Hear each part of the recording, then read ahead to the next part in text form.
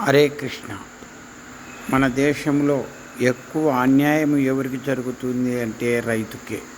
రైతు ఎక్కువ కష్టపడి మరి ఎంతో బాధ్యతగా దేశం కోసము ఇది ఏ ఏ పంటలో అయినా నష్టం వచ్చినా కూడా తిరిగి మళ్ళీ పంట పెట్టి దేశం కోసం కష్టపడుతూ ఉంటాడు. కానీ ఆ రైతుకు మాత్రం న్యాయం జరగడం లేదు. అందుకు అనేక రకాల కారణాలు, మరి అధికారులైతేనేమి, ప్రజాప్రతినిధులైతేమి, కొంతవరకు రైతులు కూడా కారణమే. మరి ఆ రైతులు కనీసము మనకు మార్కెట్కు ఒక 10 రోజులు ఏ పంట సరఫరా చేయకపోతే మనమందరం ఏమవుతామో ఒక తూరి ఆలోచన చేద్దాం.